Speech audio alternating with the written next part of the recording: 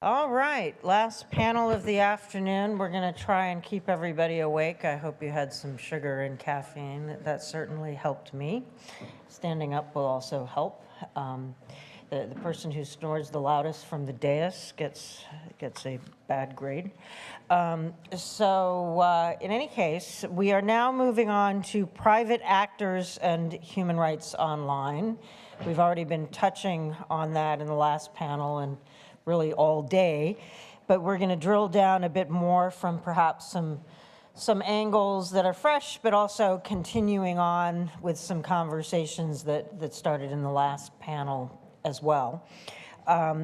Just very quickly to introduce who's sitting here, and again, I'm not going to recite anybody's full bios, but if you feel that there's extra information that you'd like to share about what you do that's relevant to what you're going to say, please go ahead and share that. To my immediate left, we have Ona Flores, Office of the Special Rapporteur of the the acronym is IACmHR, but it's the Inter-American Court Commission on Human Rights. That's right. Thank you very much. There will be a quiz on all the various commissions on human rights and their acronyms after class for extra bonus credit. And then we have Bertrand de la Chapelle from the Internet and Jurisdiction Project. To his left, we have Chinmayi Arun, National Law University in India. To her left, we have Yaman Akdeniz. Did I spell that? I pronounced that correctly. From Istanbul, Bilgi University in Turkey. To his left, we have Christopher Bavitz from the Berkman Klein Center at Harvard. And to his left, and this is with one panelist having left us sick, so it could have been an even bigger panel. So to his left is Peter Stern from Facebook. So it's going to be a very interesting conversation there. So I'm going to start with Bertrand because not only because in one of the lists I was given you were second after Molly, who was supposed to go first, and she was sick, but also because your perspective, I think, feeds very well from the previous conversation about we have this situation where we have private multinational actors that are shaping expression online. And we have governments that are making demands and attempting to regulate these private multinational platforms and networks, and oftentimes making demands that conflict with one another. One government trying to regulate in one direction and the other government trying to regulate in another, and all having cross-border implications beyond the jurisdiction of the government in question.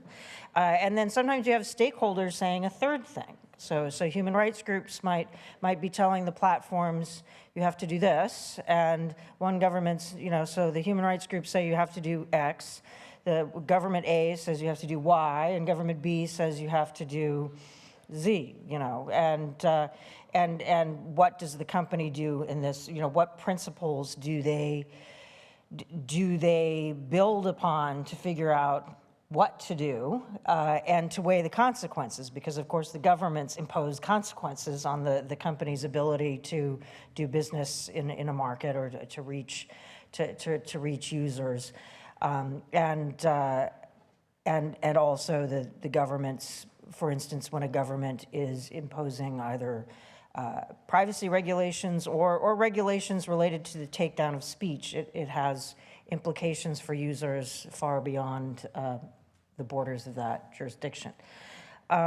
So, Bertrand, you're involved with an effort that I've had some involvement with to figure out kind of what the governance norms and standards might be in this space, and thinking about how governance might evolve from something of the mess that it is now. And so, since our theme is private actors in particular, in the way in which private actors should both govern themselves, govern what is allowed and not allowed on their platform, and then being the objects of governance. What do we want companies to do, and what do we want governments to do in order to have a result that enables the respect and protection of freedom of expression for everybody on the planet? Small ordeal. I think this panel, first of all, I'm Bertrand Chapelle. I'm the Executive Director of the Secretariat of Internet and Jurisdiction Policy Network. I find that the end of the last panel was a perfect segue to what we're discussing here, because those issues are essential, but they're essential because there's an underlying question that we actually do not formulate fully so far, which I think is completely in line with what Toby was mentioning and what Rebecca were saying as well, which is, what is the digital society that we want to build together? And when I say together, it's what is the digital society and the rules for the digital society and the way they are implemented, the way they're developed, and the way they're enforced for a community of 2, 3, 4, 5 billion people spread around the world in different jurisdictions. And so what I want to do very quickly as an introduction is basically to highlight first why we're talking about this, like factually. The second thing is a few trends that have emerged in terms of the principles. The third thing, and the most important, is getting to concrete issues, because we need to be moving towards very concrete sub-issues so that we can progress, and quickly finish how to move forward. Generally speaking, the reason why we're here is because the landscape has transformed considerably. It's obvious, but it's worth repeating. We started with a World Wide Web that was completely equal footing, very distributed, and no particular norms. And we now are in an environment where the power law distribution gives an incredible responsibility and proportion of activity to major actors that are private actors and are transnational, and mostly based in the US, by the way. I don't have to come back on the change in scale, speed, and reach, and virality of all the information that can be circulated.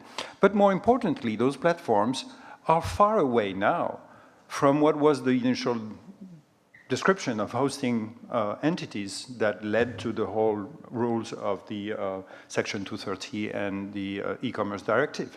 That's a fact. Not to say that they should be considered as traditional media either. They're in an intermediary space, and I think everybody is accepting this and recognizing it now, including the platforms.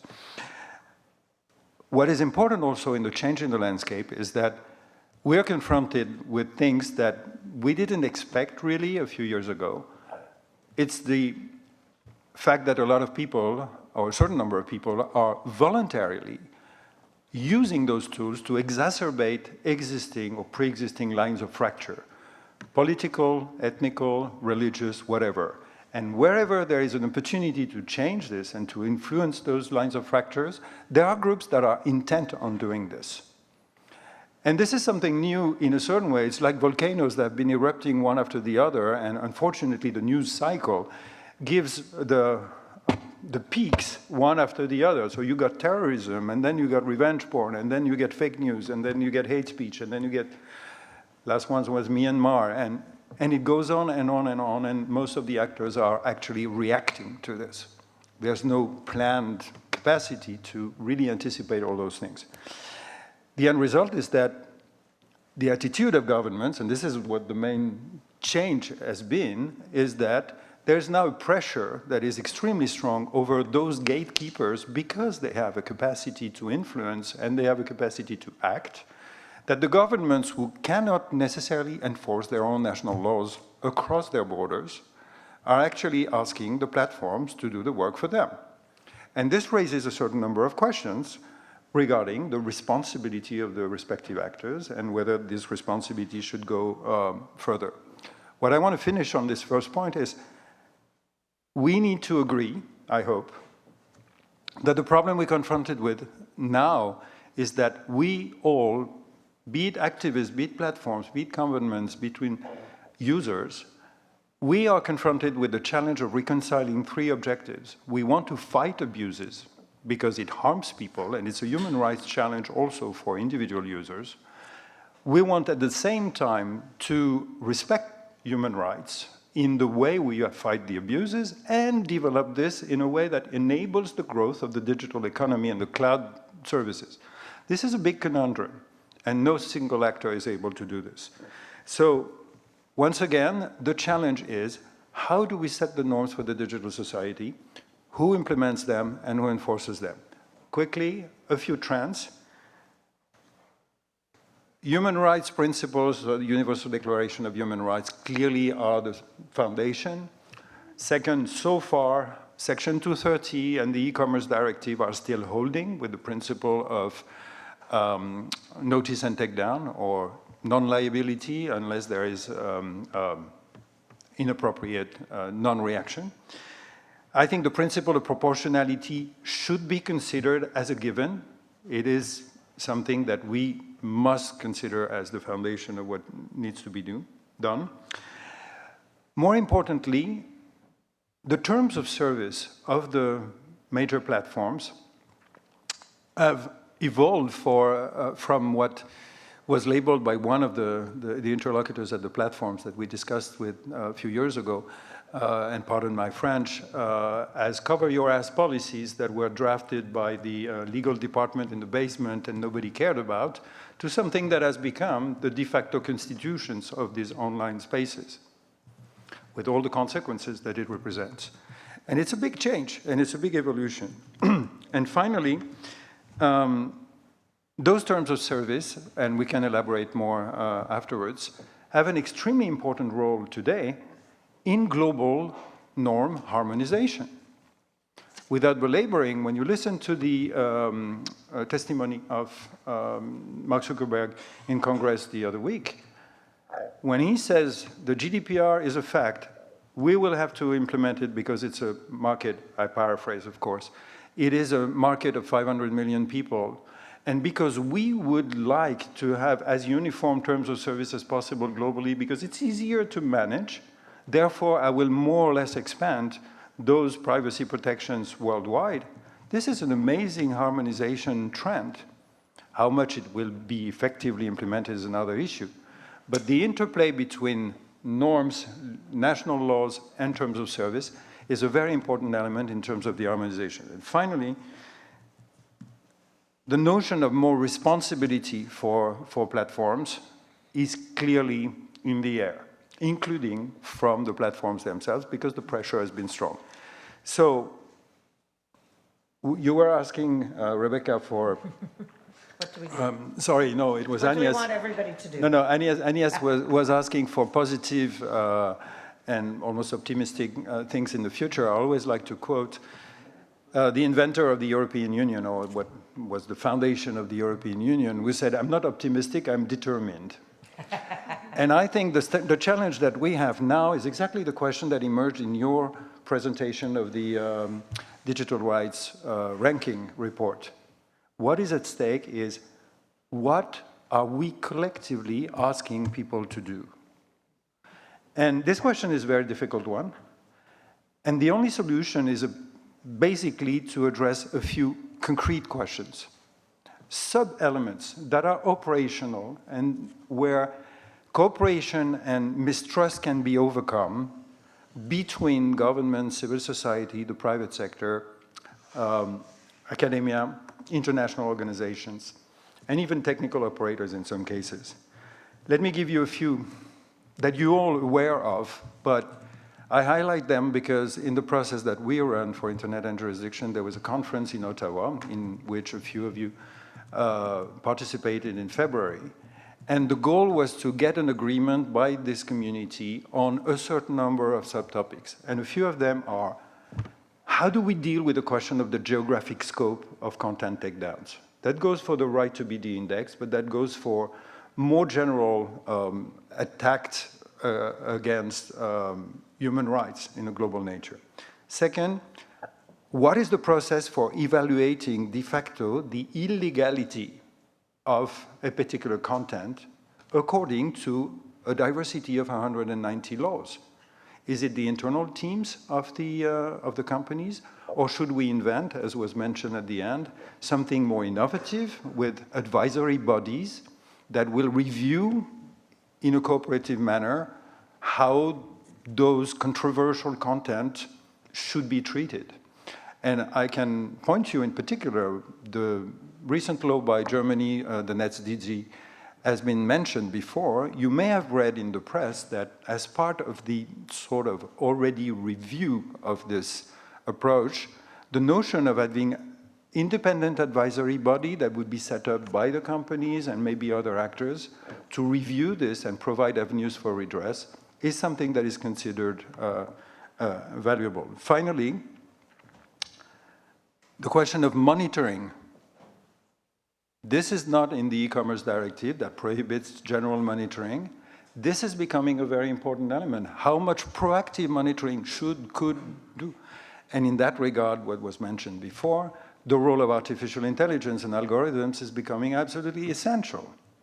So, next and final element, all the procedural guarantees that ensure potentially that in this direct relationship between governments and companies, but also users and companies, there are elements of notification when there's a takedown, the formats for requests are sufficiently detailed, that there are avenues for redress, for remediation, all those things that we take for granted at the national level, but that do not exist at the transnational level. So, in a nutshell, that's what we've been trying to do in Internet and Jurisdiction for about 7 years now. I must share, and I hope that's a positive element, that as we see the different silos that so far are being working completely in an uncoordinated manner, I see a potential coherence emerging on the need to develop those things. The only question is how to overcome, as I said, the mistrust between these actors and bring them around the same table, because no single category of actor can actually solve the problem. I stop here. I've already been too long, but sure. It's... Thank you. That's a really useful framing. I'm going to move on to Chinmayi for the perspective from India and really beyond. You know, kind of when you go beyond sort of the U.S. platforms and the European regulators, what's the perspective from quote unquote, as sometimes is even called in business circles, the rest of the world. But you know, I've actually seen that as like, you know, when you know, some companies are thinking about, you know, different parts of the world, it sort of kind of goes in these layers. But in the global South, in countries like India, you know, people are very dependent on Facebook. Of course, you know, what's happening with regulatory frameworks in Europe are having a huge impact, both on the platforms people are using, but also influencing the types of laws that might end up being enacted or repealed or changed in different ways. And so interested to see, just kind of from your perspective, what do you want the companies to do? What do you want both your own government, but also other governments to do in order to create a transnational internet that's going to serve the rights and interests of everybody? Thank you, Rebecca, especially from the rest of the world, which I promise you I'm going to use for an essay title soon. You wrote that in an email, I think, so. Oh, really? Okay, now I feel happier. It didn't sound like me, but this is great. Just to continue in the vein of the cheerful Indian perspective, as Bidhushi has set the scene, I'm going to respond to your question in 3 stages. One is context setting, which is actually like a description, like literally from the rest of the world. and how, in many ways, well, firstly, one should care about it just because it's happening, but also I think that we're beginning to see trends in which these parts of the world are a bit of a tinderbox, and then the same problems migrate to parts of the world that are sort of more central to the company's thinking, and suddenly it becomes an explosive problem, whereas the truth is it always existed. The second thing that I want to describe in this context is that the government-company relationship is changing.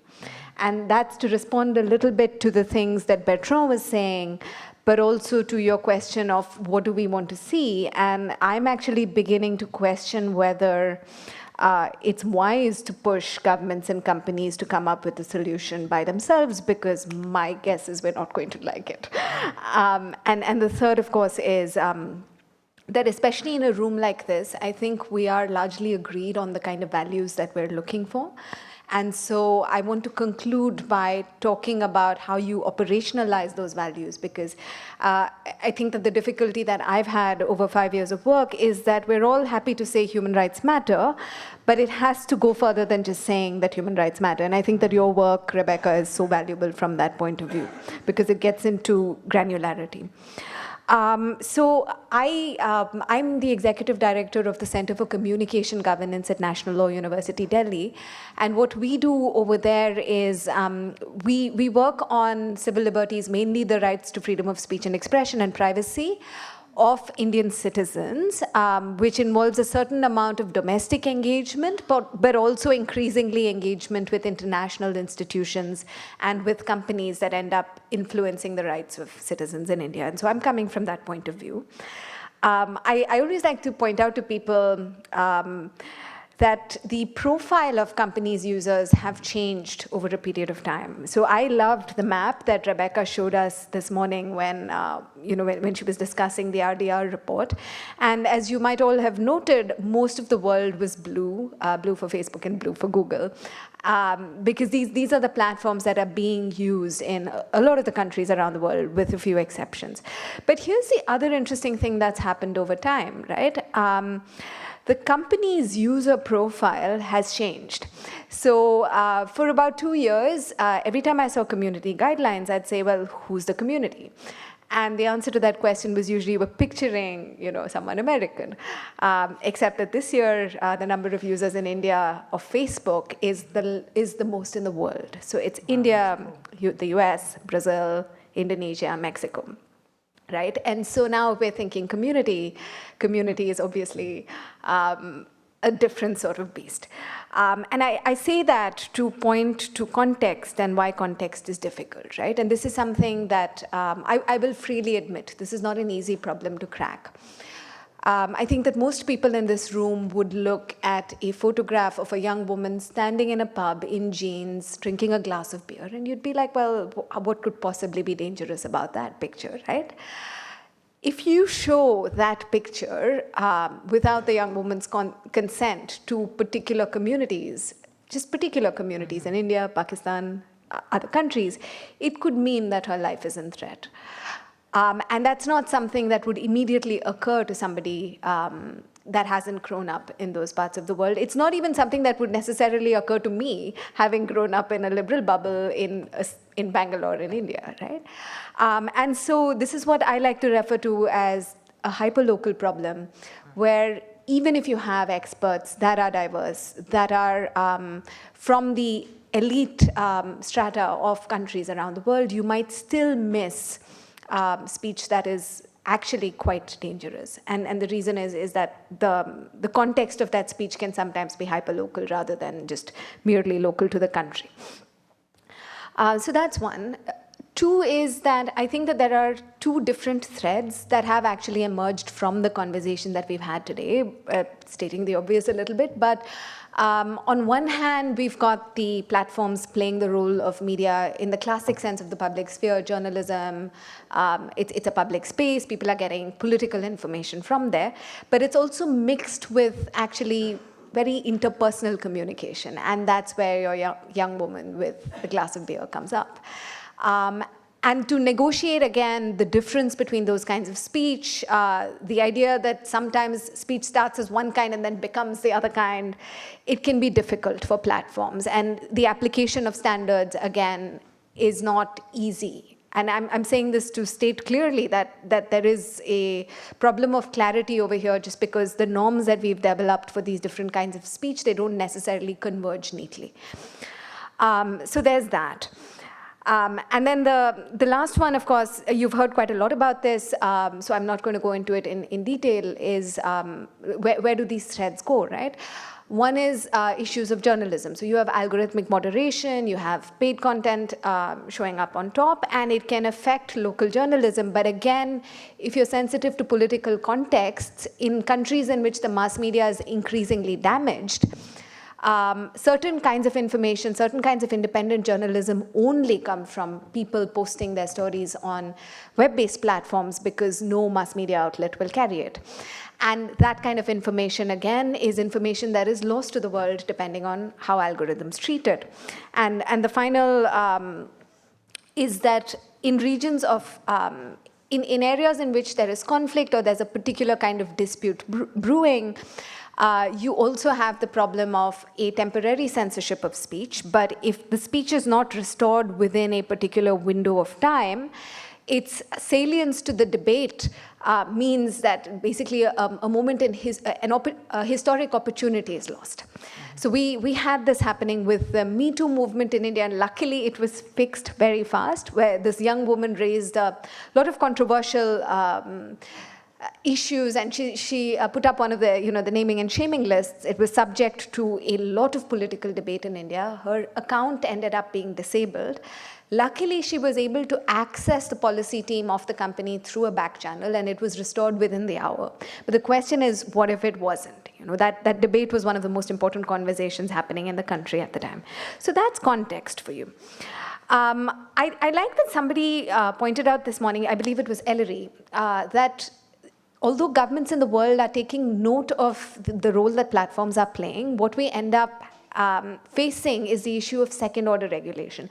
You have the regulation coming out of the EU or the US, and it has effects in other parts of the world because the platforms are going to follow this regulation, and the effects may be good, they may be bad, but the question is, are they being considered at the point of conceiving of the regulation? And that, again, is a problem from the rest of the world, right? Now, what is the value of all of us getting into this?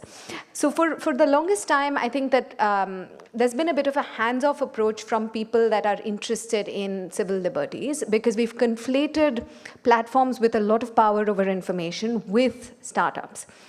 We've been using the same language to talk about, how will this company make it if we have all these onerous regulations on them, and Facebook and Google and Twitter and YouTube, and they're not the same.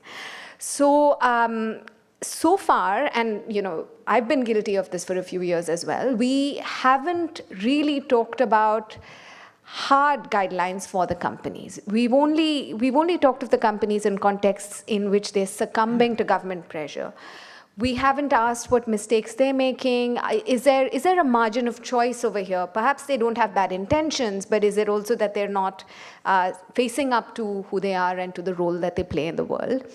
And I think the problem there is that we've never recognized that there's a difference in scale, that the influence on the information sphere needs to be acknowledged. And I think we finally reached a stage where that's happening. The UN Special Rapporteur for Freedom of Expression is also looking into these questions. And so why is this a problem? So where this has led us really is, initially the conversation was about intermediary liability, about the ways in which governments are going to pressurize gatekeepers to violate the rights of people.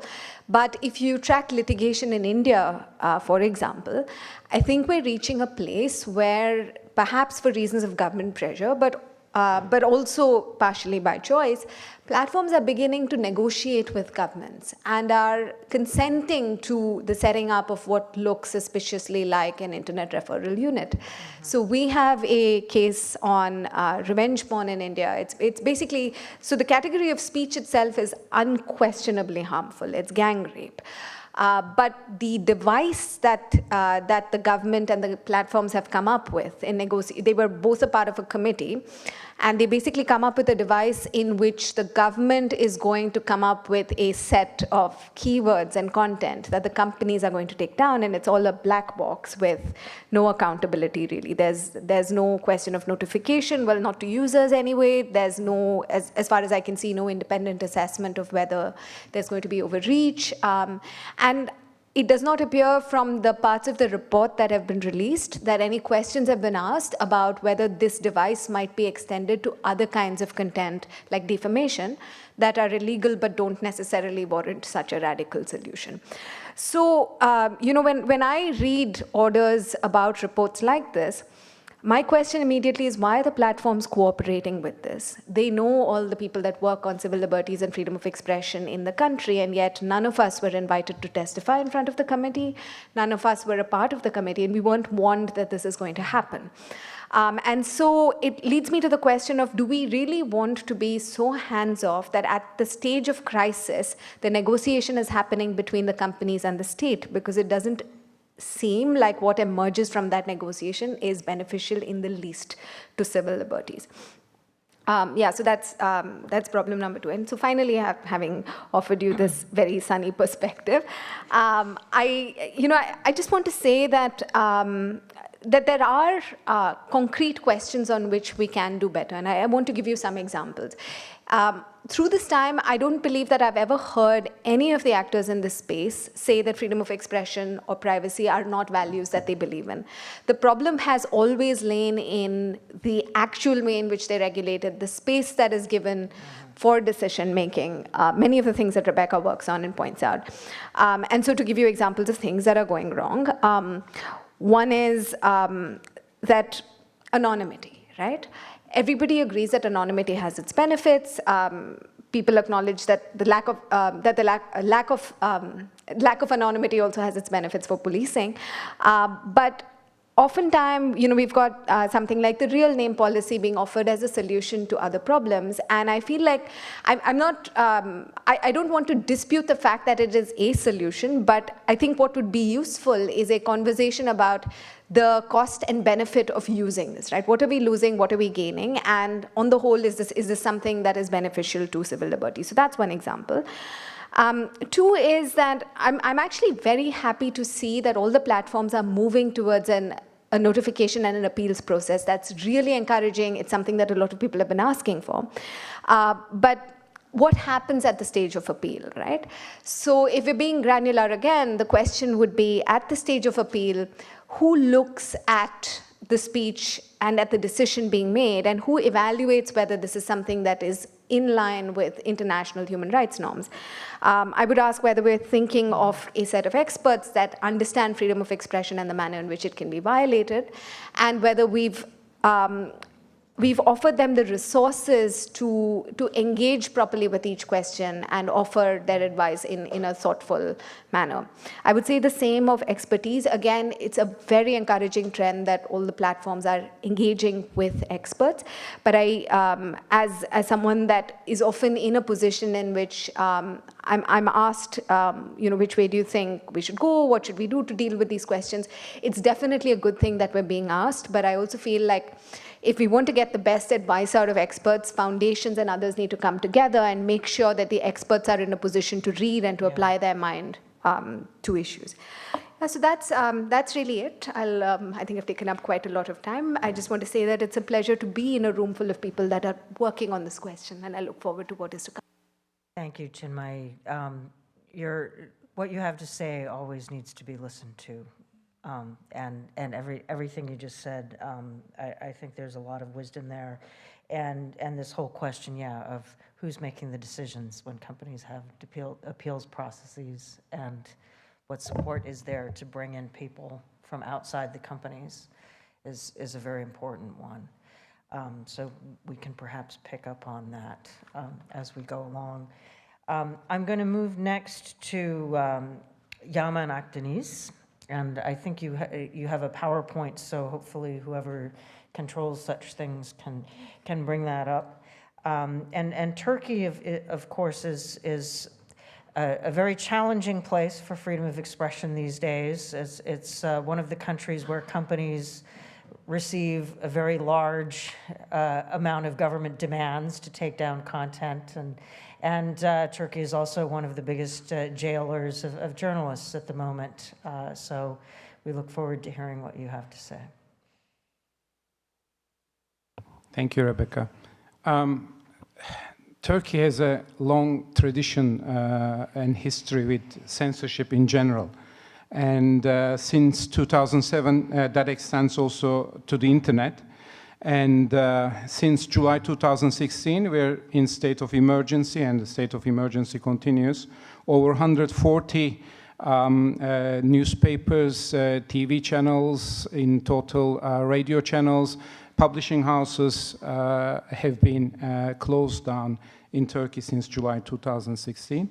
And now we have over 175,000 websites, unique websites, being blocked from Turkey, including Wikipedia, since the 29th of April 2017. It will be in a few days, just 1 year.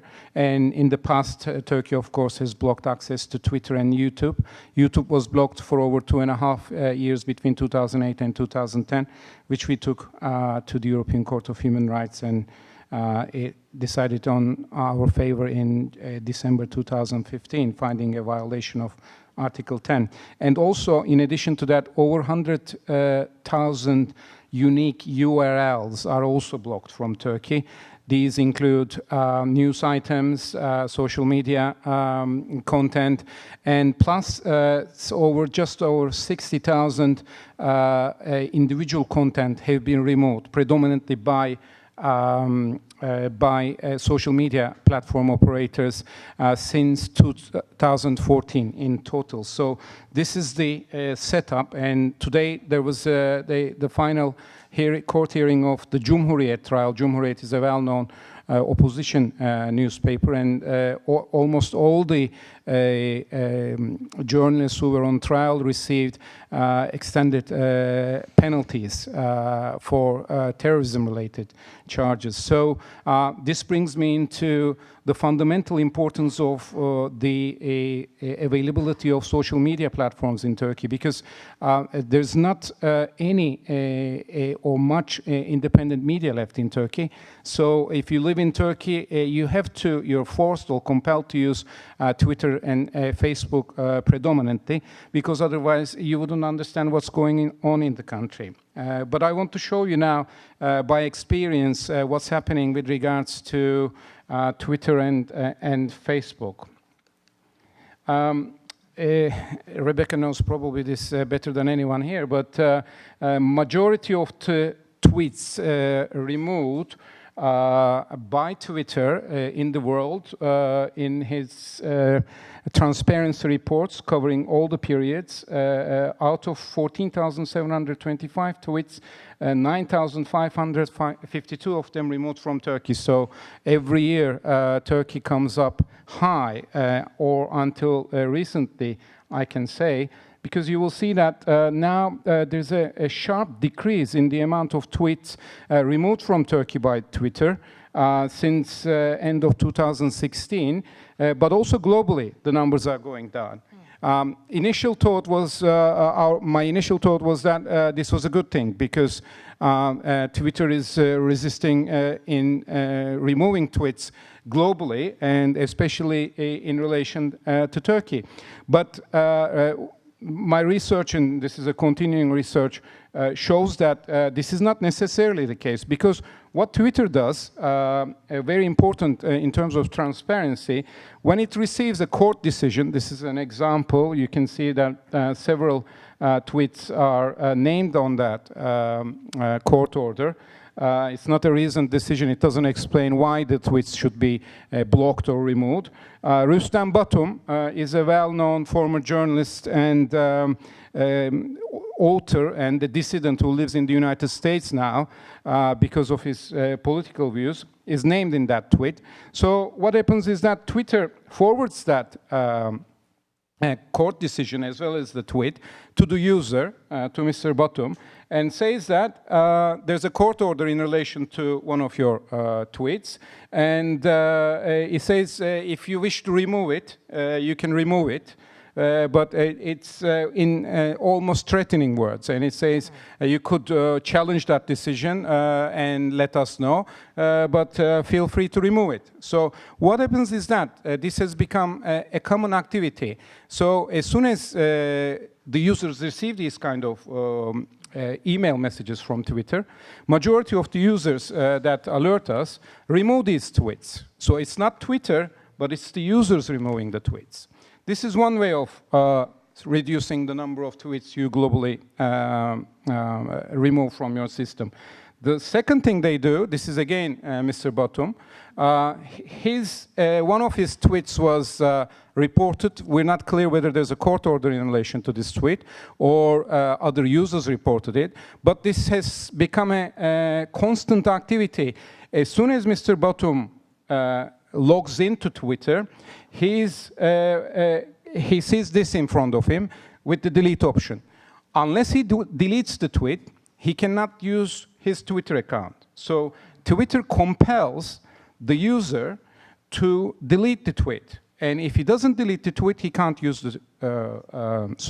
and when you look at the... if you go back and look at the statistics I showed you, that's one of the reasons why the number of tweets removed from the Twitter platform is going down. And another problem is that Twitter never tells you the number of requests to remove or delete tweets. It only tells you the number of accounts which were reported. And I can also tell you that over 800 Twitter accounts are currently blocked from Turkey. So this is a problem. There's problem of transparency, which has been mentioned, but there's the problem of Twitter compelling its users to remove the tweets. Rather than, for example, Twitter can, if it chooses to do so, remove this tweet. And as you know, they remove it themselves. And with regards to Facebook, I think Mr. Stern should see these, some of these tweet slides that I'm going to show. We recently published a report for English PAN called Turkey, Freedom of Expression in Jeopardy. And I was in London presenting this report. And then I was interviewed by Voice of America. And this was, the interview itself was published on Voice of America's Facebook pages. And the interview is entitled, "It is even difficult to be a citizen with opposing views." That was, I was explaining what's happening in Turkey and how it is difficult to be anyone with opposing views. There were over 200 comments under this particular video. And you can see some of them. And majority of these comments were about myself. So because I was coming here, I wanted to test the system. It took me almost 2 hours to report 50 of the worst of these comments to Facebook. And I did that from my phone because you can't do it from your web browser, apparently. So if you don't have a phone with Facebook enabled, there's no possibility of reporting these comments individually. That's another interesting thing. So first 24 hours, I haven't heard anything from the Facebook reporting. And majority of the reportings I made were for harassment, for hate speech, and for, there's another category, it's harassment, threats, for threats. And some of the comments that I reported included all the three categories. Then the reports started to come in, and it was like raining, because like within a few minutes, 10 of them were reported. And within less than an hour, I received all the reports from Facebook. And out of the 50, apparently 48 of them did not breach the community standards of Facebook. I'll show you some of these. Some of them call me traitor, terrorist. Some of them say that I could be all kinds of shit, but I can't be a traitor. Some of them called me a son of a bitch. Some of them they tell their desire to rape me. my mother and my wife. And none of these were apparently in breach of the community standards set by Facebook. And so I wonder if it was artificial intelligence, then it didn't have any intelligence.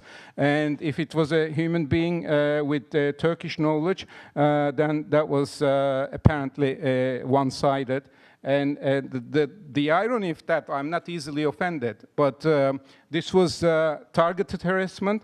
And if you use any of these words describing a government MP or a politician or the president of Turkey, they would be immediately removed. Secondly, I wouldn't be here. I would be in jail, arrested. And so this is obviously problematic.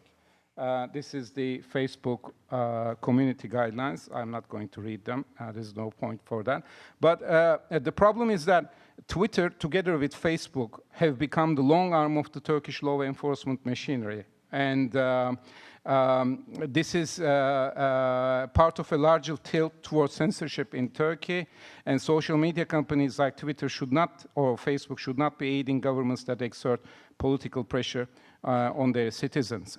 Their only interest with regards to Turkey is to remain unblocked, because there's a possibility that if they don't obey these requests, they will be blocked completely from Turkey. I can understand the hesitation, but on the other hand, look, Wikipedia. Wikipedia is still resisting the Turkish authorities, and it is fighting that through the courts. But Facebook and Twitter does not take any of these blocking requests to the Constitutional Court, or they can take them to the European Court of Human Rights. So I think there's more to transparency-related problems with regards to these social media platforms. And also, I mean, what to do next? We're looking into public interest organizations in the US, or even law clinics in universities, because we now want to take action, legal action, with regards to Twitter as well as Facebook, because of their dubious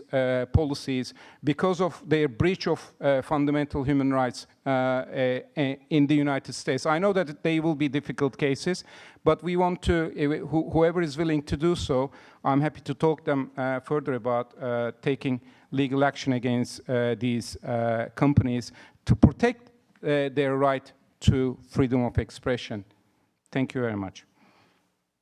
Thank you. I hope there's some journalists in the room that are going to do a lot more reporting about these particular cases, or we can try and convince some journalists to, I mean, this should be in the front of the New York Times, I would think, but in any case, yeah, yeah. There's a lot of reporting about Facebook. That's true, but I think just the story that you just told, I think should be understood more widely. So hopefully it will be. So we're going to move next to Latin America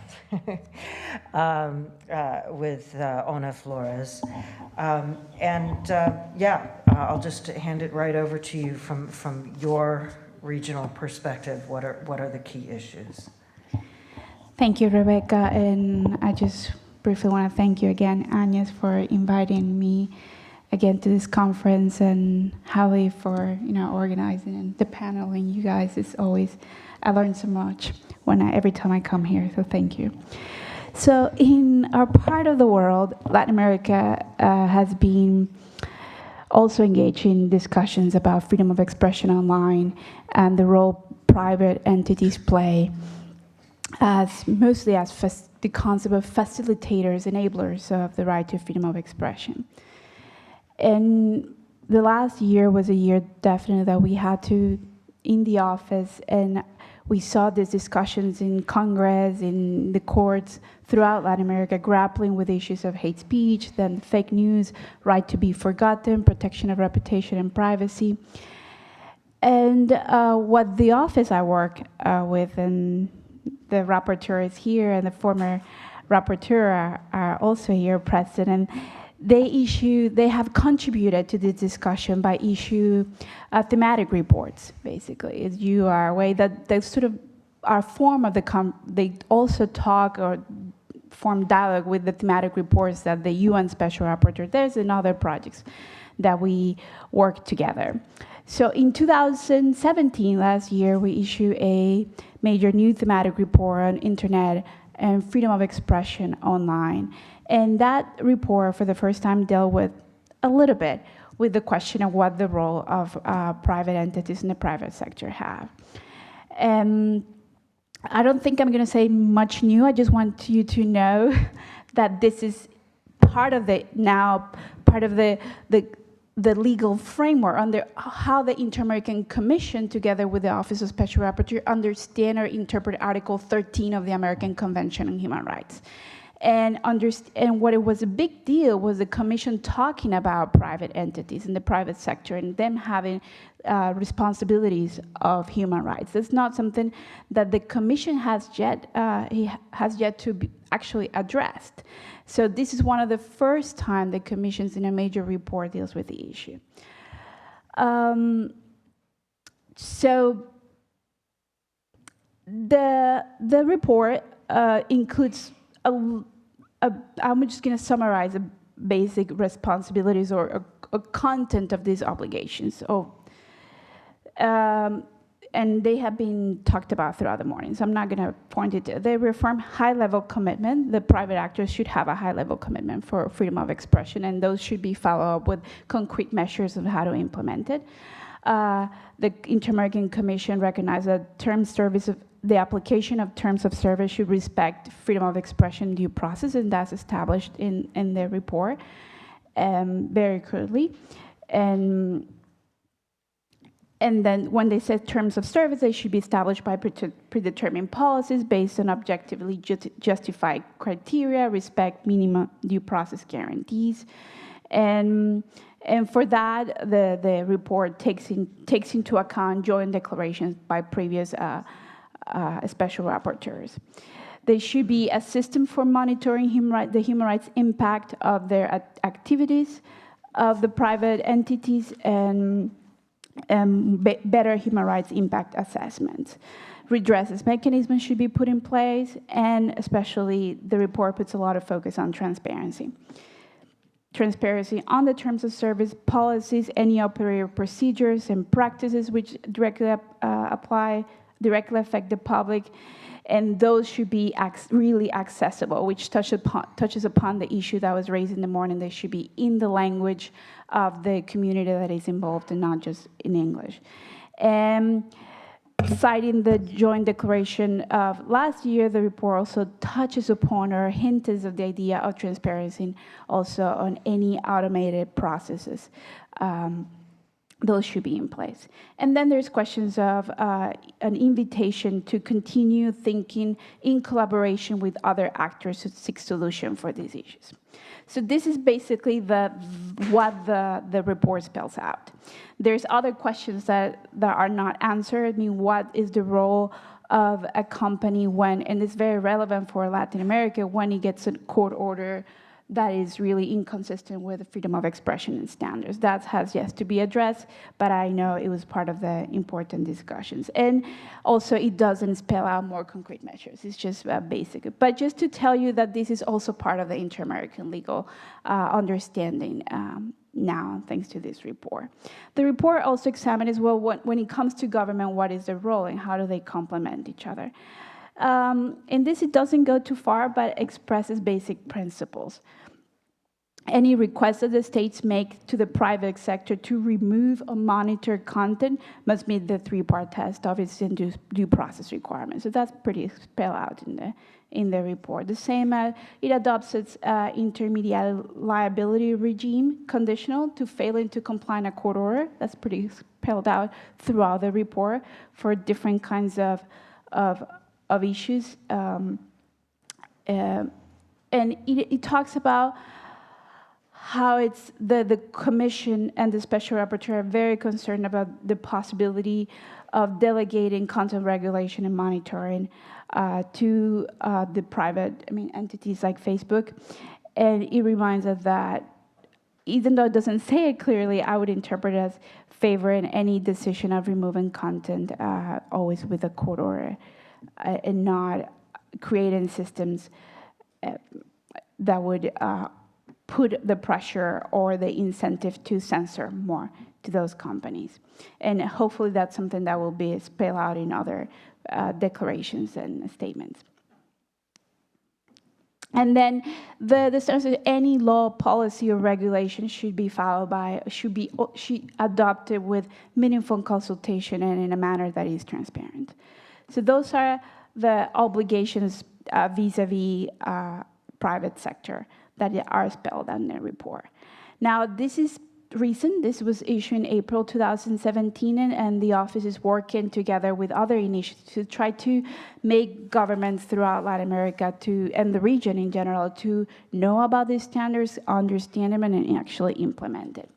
But the reality is many states are currently promoting legislation that would severely restrict the publication and dissemination of information on social networks. I just want to talk about 3 examples of draft proposed laws that are very concerning to us, and they really are not trying. What we saw, these are not laws because of the particular context in the countries that are being adopted or proposed to be adopted. They were not laws or legislation or regulation that was trying to really grapple and put up a solution for hate speech or fake news, but we're really trying to continue censoring content. The first one is before the former president of Ecuador left office, he sent to Congress a bill that the idea was to require internet service providers to remove illegal content within 24 hours of actually noticing that illegal content. And that's for manifestly illegal content. And then 70 hours for once they have received a complaint. The problem with that law, as that was the opinion of the Office of Special Rapporteur, was that they was based on overly broad and extremely vague provisions in the criminal code. So that was going to be extremely difficult for anybody in this company to figure out what hate speech or defamation or invasions to privacy would mean. And with no guarantees of due process in any of those in the law. Then months later, Venezuela took it to another level, and this time it adopted a hate speech law that, with a very broad definition of what hate speech is, and that was adopted within the context of many, as you may be aware or not, of a social protest and that lasted for a couple of months. And the requirement there here is 6 hours of removal of content after publication with no court order or any other due process guarantee. And currently we're actually in the Honduras Congress is debating as sort of a mix of these 2 laws. The Ecuadorian is very similar in terms of the Ecuadorian with the severity and of the Venezuelan. I forgot to mention that if these companies do not do that, they will be blocked. That's sort of the sanction. They will be blocked. So this is the environment where we're seeing regulation of content and of private sector companies and how do they regulate and address issues of hate speech and fake news. And we are very concerned about this trend.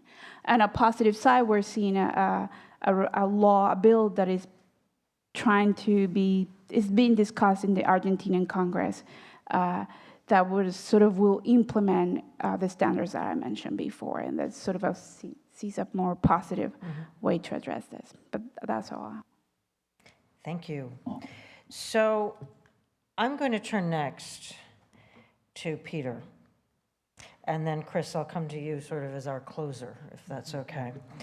To sort of wrap it up a bit, but I think the time has come to turn to Facebook and hear what you have to say, in response to some of the things we've heard, but also, you know, to kind of come back to where Bertrand started, in terms of, you know, how we forge a path forward, right? If we assume that we all kind of share the same values, how do we help Facebook figure out how to respond to conflicting government demands? How do we work with Facebook to do better in all the ways that we've heard that people would like Facebook to do better? I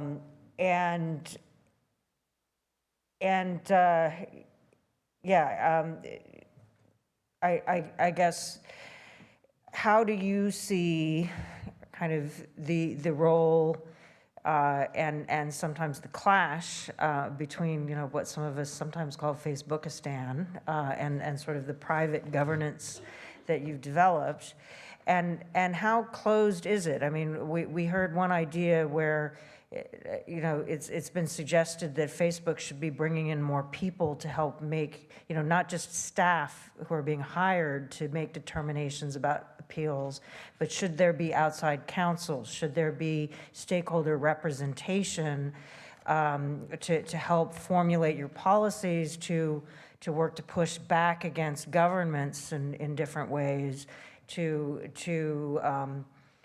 help also anticipate where the risks are? One of the critiques that many of us have had, and including myself sometimes, is that the risk assessment hasn't been broad enough in terms of what the harms could potentially be, and so is it possible to kind of bring in more stakeholders to work more directly on these problems rather than kind of wait for them to play out? Sure. Okay, thanks very much, Rebecca, and thanks very much, everybody. I'm really delighted to be able to be here today. So I'm a lawyer by training. I joined Facebook about 4 years ago. My background was in commercial law with an emphasis on business and human rights, and I also did a bunch of human rights litigation, including one case beginning 20 years ago, if I'm not mistaken, with Sandy Colliver, who's here in the audience today. It's fun to see her. So I'm now part of the product policy team, which is the team that makes the rules for what people can share on Facebook, our community standards, as well as ads policies. And that's a big responsibility.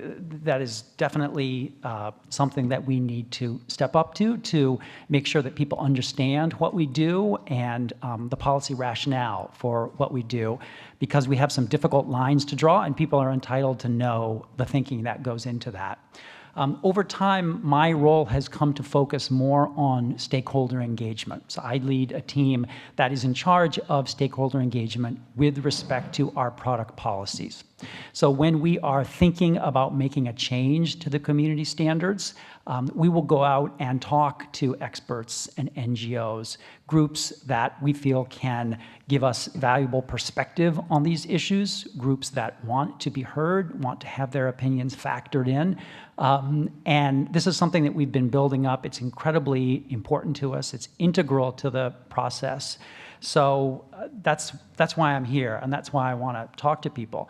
And I think that I've learned a bunch of things today, but probably the biggest takeaway for me is this very interesting question of the ask, and how do stakeholders respond when we sit down and say, what would you like us to do? Which is sort of, as we see it, you know, we're being open, we're being vulnerable. This is really the dialogue that we would like to have. I can see, however, and I have a better understanding of it having been through the sessions today, that that's not necessarily the best way to set things up for stakeholders, that there needs to be, in many cases, a more solid base of common understanding, of knowledge, so that our stakeholders are better able to respond to that invitation that we're putting out. We want it to be meaningful, we want it to be substantive, we want it to result in real changes. And so this is something we're going to go back and talk about. And I think it goes to the issue of transparency, which is something that we've been trying to make strides on, and that I want to say a quick word about. So freedom of expression is absolutely fundamental to what we do. It's a core value for us. We often talk about the importance of voice. It's incredibly important to us to give people throughout the world a voice, to talk about what matters to them. Sometimes it's provocative, controversial ideas. We know that that's the case. We want there to be room for that on the platform. So that is absolutely critical to us. At the same time, though, we also recognize that safety is fundamental, and people need to feel that they're going to be protected when they come to the platform. And I think this goes to the countervailing value that a number of speakers have been talking about today, which is the right, if you want to put it in these terms, not to be intimidated or not to be kept out of the discussion. And we take that very seriously indeed. And it's something that we worry about a lot in all parts of the world, but particularly perhaps in areas that are just coming online, where you have, for example, women who are afraid to be on the platform because they don't want their pictures to be misused. Chinmayi, that's a point that you were making. We've developed some tools so that, for example, people can make it impossible to screenshot a profile picture, kind of a watermarking system. This is an example of the type of way that we've tried to respond to that. There are other ways, and it's also an area where we need to continue to do better. So voice, safety, and then the last thing I think I'd point to is fairness. We want to create a system that people regard as legitimate and fundamentally fair, even if in any given instance they don't agree with the outcome. I think this is one of the learnings from the work that we've done with political scientists and procedural justice experts who've told us that you got to get people to believe in the system, because otherwise you're not going to win them over. And so we're taking that to heart and trying to create systems where people can be heard. It is a real challenge with the user base that we have of more than 2 billion people. And I was having a discussion with somebody earlier today, and you think of sort of a traditional business and human rights setting where you've got a mine that's going into a small town, and you can go out and talk to the people in the village to understand their concerns, to try and address them. That is a different order challenge for us with 2 billion people, and we're trying to figure out ways to address that. But that's something that we're working on.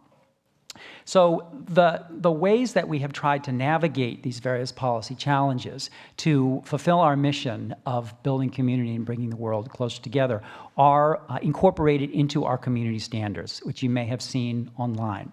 Actually, just yesterday, it was a really big step for us. We brought out a new version, a much more detailed version of our community standards. It went from something that would have been about 5 pages if you printed it out to maybe 25 or 30. We've now disclosed the internal standards that our content reviewers use when they process user reports. And we're hopeful that this additional disclosure will go to that point of creating better dialogue, will enable people to talk to us on a more informed basis so we can have better conversations and come to better results. Yaman, I'm very sorry that you had a bad experience on the platform. My hope would be that additional steps of disclosure, like making these rules public, additional things that we can do to try and explain the nature of our policies would help to bring some of that into focus. And if we've made a mistake, then we would take steps to correct that. We definitely make mistakes, which is something that goes along with the large user base, the number of reports that we have. But where we make mistakes, we want to acknowledge them and fix them. So those are some of the steps that we've been taking towards improving the interaction with users in the community. We've also yesterday introduced an appeal mechanism, which would have been another way that we could have gotten to a better result, perhaps. Because in the past, we've allowed users to appeal the removal of groups and pages, certain large objects like that, but you couldn't appeal the takedown of an individual post, video, or photo. As of yesterday, you can, if it hits on our policies for hate speech, nudity, pornography, or graphic violence. And over time, we're going to be adding other content areas as well. So those are some of the steps that we're taking. Now, when it comes to password protection is tough. Let me just address some of the issues that we've been dealing with when it comes to our relations with governments, because that's been a big theme today too. In some areas, we think that partnership and working together with multiple stakeholders, including governments, is the way to go, is essential. You think, for example, of counterterrorism. We have a lot to learn from governments. We want them to understand how we are handling these important issues. We're under pressure, they're under pressure. Of course, we also talk to civil liberties groups to understand their concerns as well, but we work with multiple partners. That said, in many cases, we are not aligned with governments. If a piece of content doesn't violate our community standards, we fundamentally don't want to take it down. We want it to be on the platform. But we are respectful of local law, and we will respond to process and court orders from individual countries when we receive it.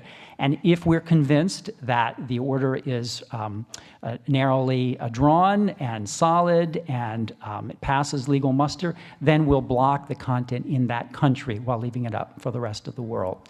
So that's by now a fairly well-developed process, the results of which are published regularly in our transparency report. And I think that's kind of the starting point for much of the discussion that we might have around the issues that Bertrand has raised. So I think I'll leave it there. I have some other thoughts, but let me pass it on to the next speaker, and I hope that's been helpful. Thanks, Peter. I have sort of one follow-up that perhaps you can address, but that might also Chris and then the other panelists can also address, which has to do with precisely what you were talking about at the end about sort of when a government request is legally binding and sort of kosher according to domestic law, you take it down. But one of the sort of complaints we hear is that more and more governments are passing more and more laws that make more and more speech illegal, and so therefore there's more and more takedowns, and that while it's good that you're being transparent, that there's transparency about the takedowns so that we know they're happening, we still haven't addressed the fundamental problem that more and more speech is being criminalized in more and more places, and an increasing amount of speech is coming down, and you're being compelled to do so because it's a lawful order. So that's that's kind of the level of problem that RDR doesn't really help solve.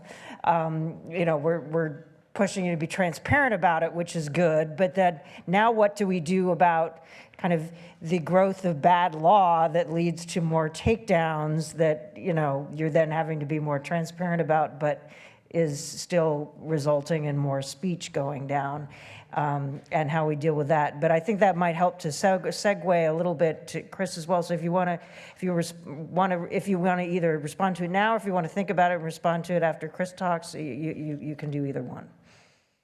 Yeah, I'll let Chris go ahead. I don't have a solution for that. So, but I agree with the observation. Well, so that does segue into a couple of the things I wanted to speak about. I'm Chris Bavitz. I'm on the faculty at Harvard Law School and run our Cyber Law Clinic, which is our tech law and policy clinical program. I'm also based at the Berkman Klein Center and oversee our Lumen project, which used to be known as Chilling Effects, which some of you may have used in the past, and can talk a little bit about some things we're doing there, along with other research initiatives at the center. And I guess I'll just say briefly, I think that transparency is vital here in so many respects, and I actually think the environment we're in pushes toward more transparency in a lot of ways. I think the presentation this morning about the 2018 report from Ranking Digital Rights was fantastic. I loved the little preview of possible issues you might be thinking about in 2019 about algorithmic transparency and that sort of thing. I would love to talk more to you about that. Absolutely. I think that's vital. I think the transparency has sort of three layers to it. I think there's transparency about the standards that are being applied to moderate content, which again, I think this move Facebook made this week is terrific in that regard. I think there's transparency around due process, what standards are being applied when someone sends a takedown notice, and is there a right to a counter notice? I always hate to use our DMCA in the US as a standard for anything, but one of the things that it does have going for it, Section 512 of our Copyright Act, is that it bakes in this back and forth process where you can send a notice, I can counter notice. There are rights and remedies for each of us if it turns out either the person who sent the notice or the person on the receiving end of the notice was incorrect about their claim. And in the end, the DMCA regime leaves the content up if no one decides to do something about it. So in some ways, it puts a thumb on the scale in favor of leaving content out there, which I think is generally a good thing. I think we're seeing transparency happen in a lot of respects. I mentioned, obviously, the ranking digital rights stuff outside companies or agencies or organizations doing risk assessments or impact assessments. GNI came up earlier, another organization that I think does a lot of these human rights impact assessments for the companies that are members of GNI. And the companies themselves are doing a lot of transparency reporting. If we were having this conversation just a few years ago, that wouldn't have been the case, but we've seen extraordinary developments in the last few years of the companies voluntarily coming to the table to do at least aggregate level transparency reporting. One of the things that we're seeing in our Lumen project, and for those who don't know, at Lumen we have partnerships in place with Twitter and Google and a lot of the platforms to get not only aggregate data from them about takedown requests and responses to takedown requests, but actual notice level data. So when someone sends a takedown notice to Google saying remove this link from search, either because it's an infringing Coldplay MP3 or because it's a piece of defamatory content that I'm alleging impacts my rights, Google does what it's going to do with respect to that notice and then sends the notice to us. You can go to lumendatabase.org and see a lot of the notices there. And one of the benefits you get by having that notice by notice data is you do start to see some of these trends that I think are in some ways a product of having to do this at scale, as Rebecca said.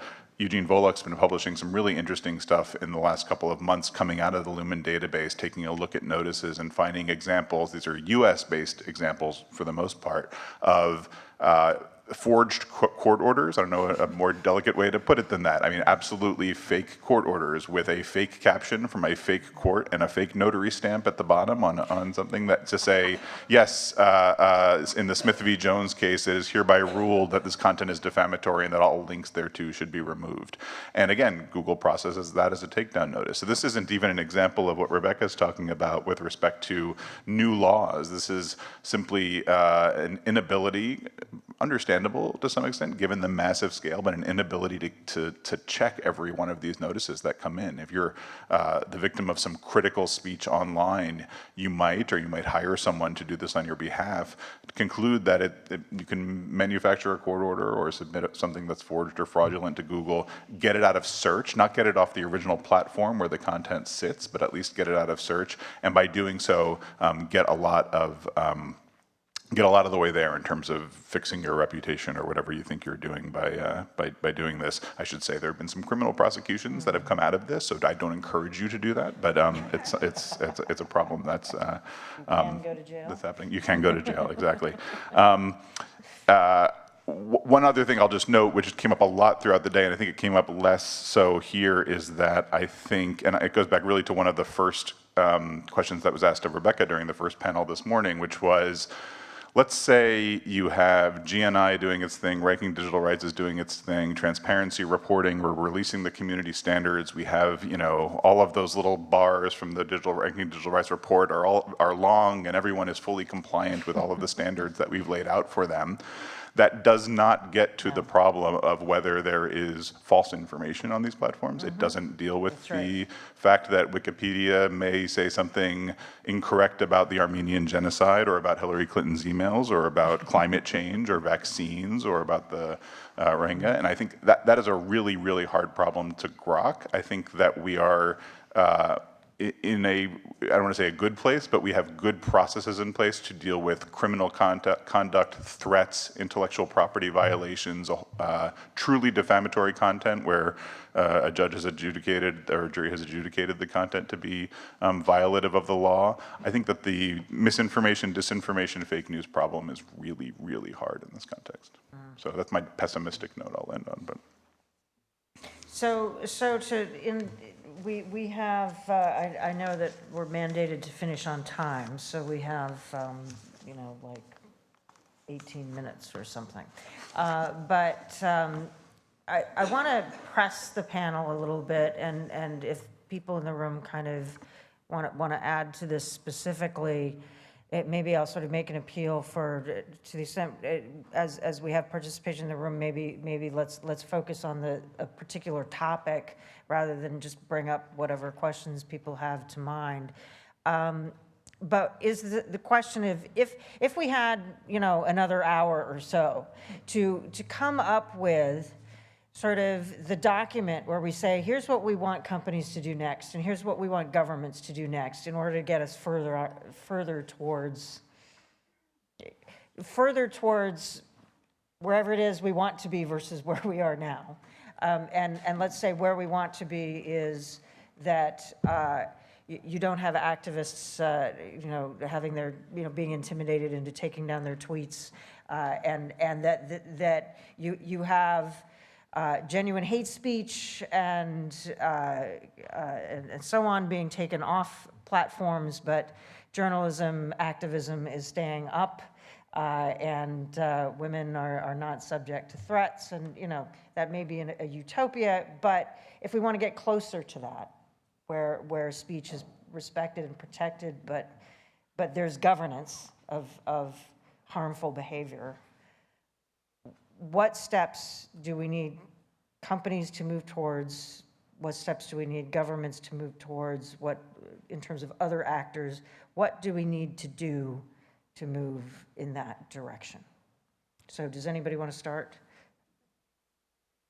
First of all, I want to say that, I mean, I double-checked.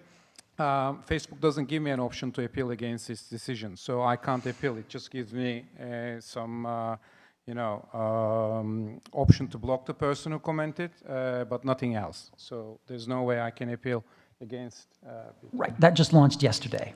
So going forward, you'll be able to. You're right. What am I going to do about the 48 comments or all the comments that I showed you? I can't appeal or challenge them again, so it doesn't resolve my problem. So Will he be able to, Peter, will he be able to go and challenge them later, sort of retroactively, or just in the future when he gets new threats? I'm honestly not sure about that. Yeah. Let me check on that. well, I'm sure about it. You can check my phone. Yeah. So building on that, I think we reached a point that certain types of regulation of these social media platforms is inevitable. Yeah. I'm not talking about regulating their content or anything, but at least for redress mechanisms, these kind of rules. I don't think that, I mean, we're talking about a platform with 2 billion people, and we're still saying in quotation marks a private platform. No, in my view, it's no longer a private platform. It has become the opposite. These platforms are public platforms, and that's why I think certain regulation is necessary, at least in terms of defining what transparency means, because I mean, I'm a great user of the Lumen database. Twitter, for example, puts all the decisions from Turkey there, but there's no Facebook there, so I can't see the decisions. I have to obtain them in another way. So for transparency rules as well as redress mechanisms, because I don't think Facebook's redress mechanism works. Twitter is moved into another direction as well. So, and there needs to be some sort of rules for the users. I understand that somebody should be able to challenge if their content is removed or their account is banned, but on the other hand, somebody like me should be able to challenge some of these decisions before going to court and report them. So thank you. So Bertrand, I know, is anxious to say something, but this also relates to some conversations that have been happening in the internet and jurisdiction meetings. Is, you know, can we bring a set of stakeholders together to come up with standards for redress, for grievance and remedy? Is that perhaps a major priority? Bertrand, do you want to tackle that, and anybody else? And yeah, as a matter of fact, that was a direct follow-up to what I was saying before, and I'm very happy about this this panel and this discussion, because this is exactly the direction we need to go in. For those who are interested, we had this conference in Ottawa, the second Global Internet and Jurisdiction Conference, and the purpose was precisely on the different tracks, and one is on content, to identify sub-elements and sub-questions that can structure the discussion on a concrete and operational basis. So I have a few copies of that, of the outcome document, if you want to ask me afterwards, or I'll give you the link. I will not make the list, but this is exactly what we will be doing as the Secretariat between now and the next conference that will take place in Berlin in June next year. And what we're doing at the moment in conferences like this one and others is to identify the topics that are ripe, the things that are concrete, where everybody knows we need to find a solution. We all know that solutions will only come if two things are present. One, if there is a commitment of the actors to actually work together to find a solution, because otherwise nothing is going to happen. And the second thing is that obviously people are going to be really willing to work on finding a solution if there is sufficient pressure. It can be public pressure, it can be governmental pressure, it can be user pressure, it can be business pressure. I think the pressure is there. And issues such as what are the redress mechanisms, what are the notifications. I like very much the comment regarding the DMCA, although there is a debate on whether the DMCA, which is a counter notice after the decision, is the appropriate one. Maybe there are cases where the notification should be done to the user immediately before a decision is taken because there's no real matter of urgency, whereas on others there is a matter of urgency and the takedown can be made and then the counter notice come afterwards. In a certain way, what you described, Yilmaz, regarding Twitter notifying the user until, and this is purely personal, but until you mentioned that the user had to delete to be using his account, I was relatively comfortable with the process because that's exactly what we want to put in place as a loop. And just a final element in that regard, without getting into the details, we all wish we would have a court decision for every single takedown. Yes, don't have to ask you, raise your hand. Everybody would love that. Two problems. One, volume. And second, which court, which enforceability across borders. Yeah. So I don't want to get into the details. Just this question of redress is fundamental. I want to highlight another one and maybe throw as an idea to test the waters. Narendra was highlighting the potential chain that starts with very minor hate speech and goes up to genocide. I am, on a personal basis, haunted by the history of the Rwandan genocide. Mm-hmm. And you all remember that most of the calls were by Radio Milcolin that said, let's go kill the cockroaches. Going to the hyper-local thing, how do you know that this is a special meaning? Yeah. And I just want to float the idea. Aren't we confronted with a situation where we need to try to get a cooperation mechanism? It's not regulation. A cooperation mechanism that would be the equivalent of a rapid response system that allows the easy and rapid detection of things that are going to emerge, allow the connection channels between the local authorities, the users, the civil society, the civil rights entities, and the companies to be able to act as quickly and as proportionately as possible. Because the earlier you act, the more proportionate you become. And I don't think 911 at the global level for circulation of information with the channels, it's the red phone between the Soviet Union and the United States, I don't know. Yeah. But something, you see, well, just as an idea. Which brings me, I know Chinmayi wants to talk, and Chinmayi, you know, I mean, that doesn't that sound like it also requires a lot of trust between the sort of civil society and the authorities and so on, and actually like feel that they're not working at cross purposes to one another. It does. And to paint a dark picture, that a lot of the times people looking to kill the cockroaches are the government. And so I don't know that you want to listen to the local authorities all of the time, but the challenge that you present is a very real one. It's something that bothers me also. I feel like we might have seen the beginnings of a step towards this, which is I'd done an essay on this based on our harmful speech work, and the question that I've been asking is, if content is going viral, even if it is a completely harmless photograph, the platform is able to ID that it's going viral, and it is possible for people to tell journalists, civil society, people that are watching a region, that this is a conflict region and it is prone to violence. If you put those two pieces of information together, I think it's possible for a platform to realize that there's something wrong when content is going viral and violence is escalating. But for that, we need enough trust for that data is being shared with people that are able to make this determination. I think that Facebook is to be congratulated in this regard because they finally, they've just announced that they're going to start data sharing with independent experts. It's just the beginning. I don't know where it's going to go, but I do hope that it's in this direction. To my mind, that's the only way that we get to this place.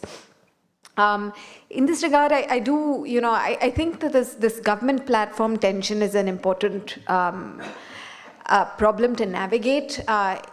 And from that point of view, I don't agree with the system in which all court orders are followed. I appreciate that it's hard for platforms to decide or to make that decision all of the time, but I think that there are contexts in which it's very clear that a court order is in violation of international human rights standards. And what I would like to see is for platforms to commit to disregarding those orders when that should happen. From that point of view, what would I like to see from governments? I know that this is an unrealistic ask from governments that don't subscribe to international human rights norms or to the rules of democracy. But I think that it's possible for the countries that do to use second-order regulation to ensure human rights around the world. Example, the US has this law that prevents the platforms from sharing personal data of people with governments on their just say so, right? So if the Indian government wants data about a user of Facebook, it has to go through the MLAT system. The Department of Justice vets the request. Now, this is something that the governments have been renegotiating with the US government, saying amend your law, enter into bilateral treaties. And I like to point out that this is a place in which the US government has the option to insist that human rights norms be followed. And if they back off and say, yeah, sorry, it's your problem, you want to violate your citizens' privacy rights, go for it, I think that that's a tragedy. Yeah. So my ask from governments would be to be conscious and to use their power to regulate for human rights around the world. Maybe we should ask the so-called Freedom Online Coalition to put its money where its mouth is and make that commitment. Right? That would be great. And the last one, this is not as clearly articulated, but I would like to see it happen. So we're moving to a world in which we're talking about some sort of rule of law process, appeals and all of that. But I think that in doing that, we need to pay attention to legal theory, to the idea of an independent arbiter, and we really need to put a little bit of thought into what it would take to make that appeals process mean something. And for it to mean something in terms of enforcing human rights standards and not necessarily whatever standard each company comes up with. Maybe we need a Monroe Price moot court to become a real international human, freedom of expression court or something. So Peter, I need to give you a chance to respond to some of this. And Agnes, she's the boss. She gets to say something. And there's a mic there. Maybe somebody can get it to her, and then we might be out of time. I do have responses, but I'll save that for private discussions. You mentioned NetsDG, and I did want to make sure that people were aware of that. I mean, at a conference devoted to free expression, I think I'm a little bit surprised, candidly, that we haven't been talking about that more, because it's something that's quite troublesome from the perspective of freedom of expression. As I think people know, it's a German law that came into effect at the beginning of this year and gives people the right to report illegal content directly to platforms. The platforms are under a heavy obligation to remove illegal content, clearly illegal content within 24 hours and other illegal content within 7 days. The difficulty of it, and the troublesome incentive here, is that it puts companies in the position of making that determination of what's illegal or not illegal. And given the penalties involved, there's reason to think that there may be some over-removal. And this is something that free speech advocates should know about, and we'd like to draw attention to. Absolutely. So we'll go to Agnes, was going to say something, and not because we may be out of time. I have to rush, and just please come and join us for the event this evening. We are hoping that you will all be there to for the ceremony. No, I just wanted to make maybe a couple of points.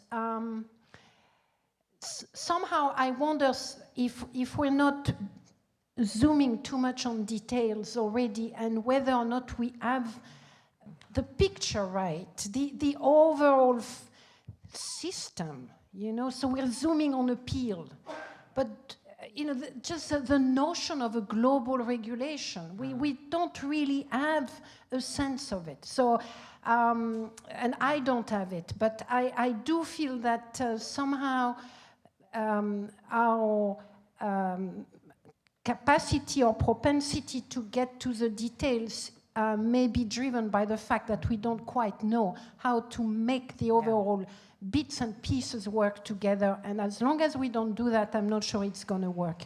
Second, I just wanted to put a few more things on the table. We do not talk enough about the rights of the platforms. And I think that as long as we don't bring that into the discussion, we're missing a fundamental element.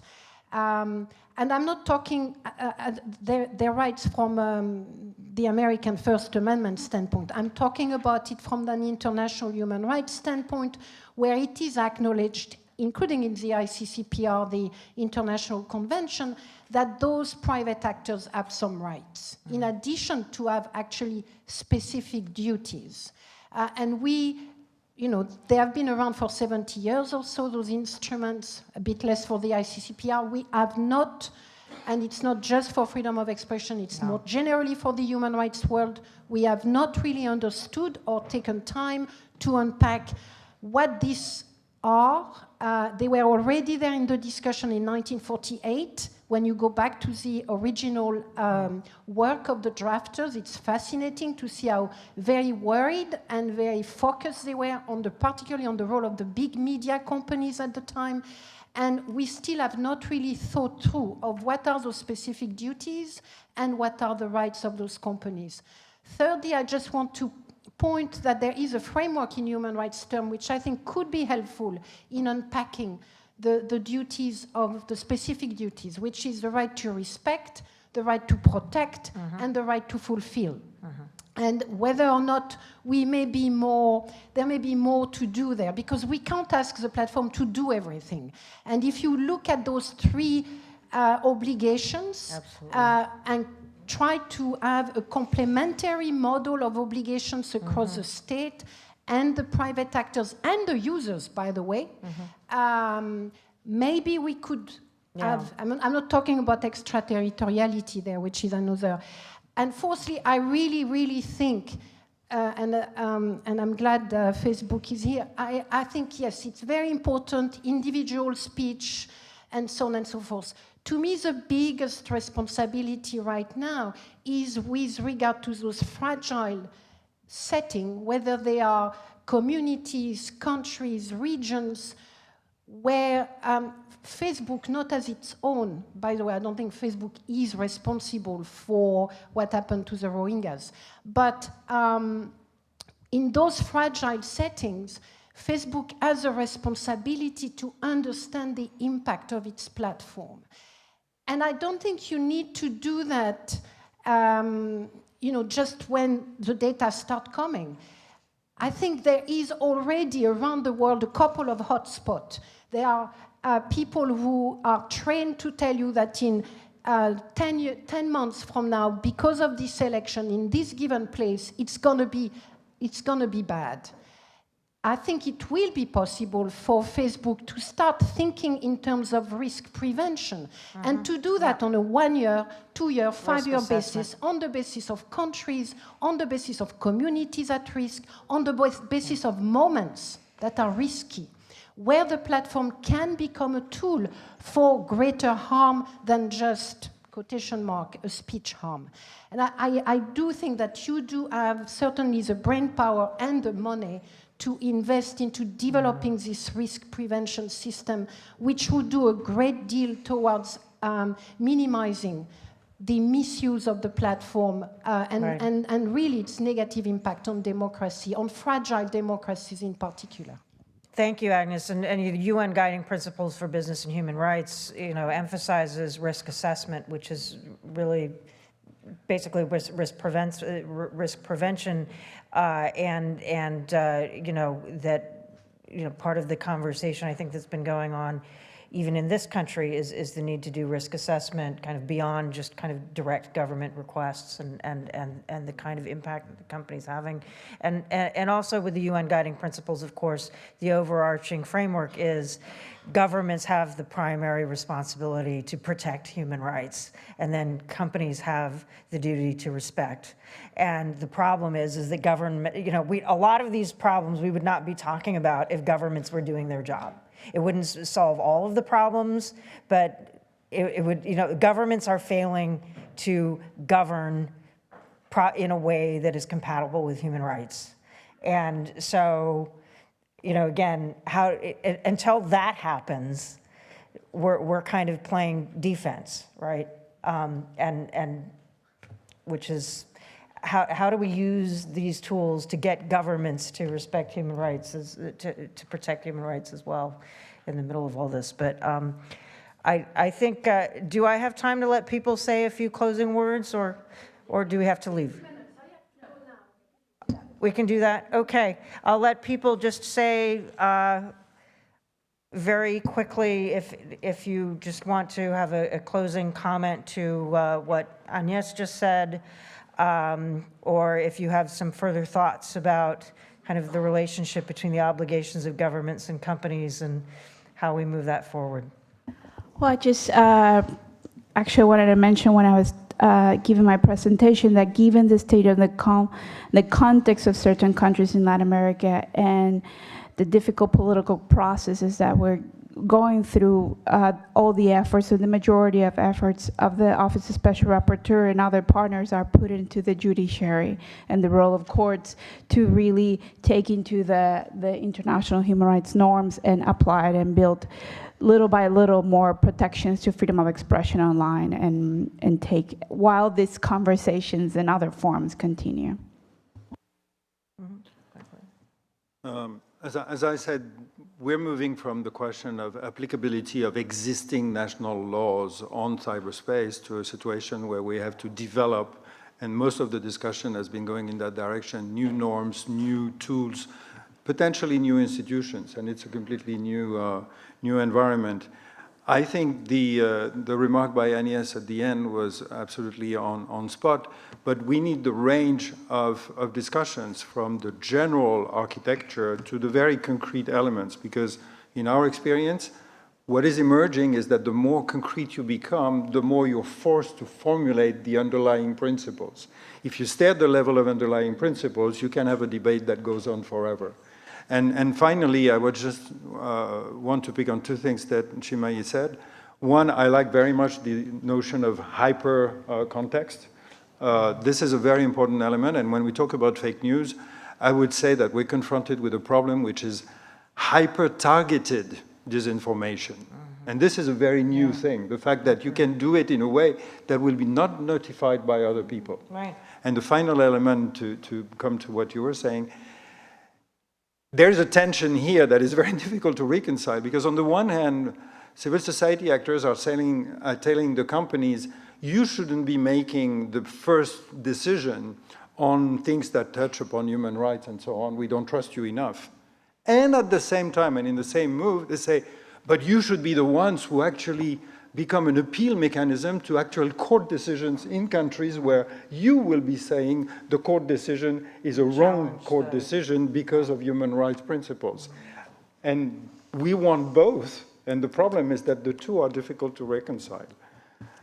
Okay, Chinmayi. Okay, I'm going to disagree, and then agree with people. So I would say one is that unfortunately, the platforms are being weaponized in certain contexts, and I think that that means that there's a degree of responsiveness that we want from them. But I would definitely not say that the platform should be the final arbiter of whether that is the proper way to act. I think that that's really the challenge for people like us, that who should be the arbiter? How do we compose, how do we put together an independent arbiter that is the most likely to fight for human rights? And that, for me, is not the platforms. Two is, I think that what, I agree completely with Agnes about this risk assessment question, and I think that that's a route that we do need to go down with the companies. But I think there's a minor distinction between what the UDHR conceived at the point of drafting and where we're at, which is that mass media companies were speakers and platforms are content aggregators. And that there lies the root of the problem. But I think it's valuable to go back and think about what else they were thinking and how we can put it together with the new world. I think that that's about it from me. But sorry, I just want to underline just one more thing, which is that I do feel like governments that are committed to international human rights can do more. That, they must and should, yes. Yaman. I just want to quickly say that rather than harmonization, we will see more and more fragmentation. And unfortunately, there are legal differences, and each country is different. And Turkey is, for example, unique. And following up from what Bertrand said, last year in 2017, there were 20,000 individual blocking decisions issued by the courts, 20,000. You won't reach those numbers in any other place. But there's no due process in Turkey. There's no free judiciary. They're under control by the government and everything. And then I talked to representatives of Twitter, did in the past with Facebook as well. They keep telling me that there's due process and they receive these decisions, so they need to act on it. That's not true. And but they need to take a point rather than handshaking with these repressive regimes and government for the sake of their businesses. IS reminded of these UN policies. There are at ILO level, OECD, there are these soft conventions and principles. They're difficult to act on. But we did, for example, 3 years ago, we notified Twitter through a notary public in Turkey, their lawyers in Turkey, and reminded them of their responsibilities and to refrain from offering inferior services with their country without policies. We will do more of these because they need to be constantly reminded of their responsibilities. But it's not an easy task. But that shouldn't stop us from going after these companies. Chris? Really quickly, I think that we've been focused mostly on law and policy here today, and I'll just say from the private platforms perspective, there's also a huge technological and architectural component to this, in that platforms are free from some of the limitations that state actors face when they want to mediate and moderate content. That can be a bad thing, right? They could over-censor because they're not subject to the same kinds of free speech protections either. But it can be a good thing in that they can really help to empower users by developing technologies that permit filtering and muting and blocking and those sorts of things. And so I'd encourage the private platforms, I know Facebook's been doing this, to think about that as well. Peter. I mean, I guess if you boil it all down, our goal on the policy team is to try to maximize the good and minimize the bad. And that's what we're seeking to do with the tools and the policies that we come up with. So it's been quite helpful today, the discussion. I've picked up a lot of points that we'll be able to take back and discuss. I really appreciate it, and hopefully will lead to better engagement with all of you. Thank you all. You hung in there. See you at the ceremony.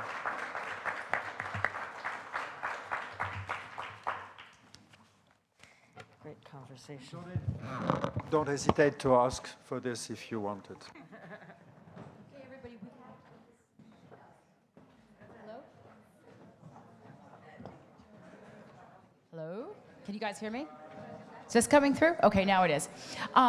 The plan is to get over to Low around 6 o'clock,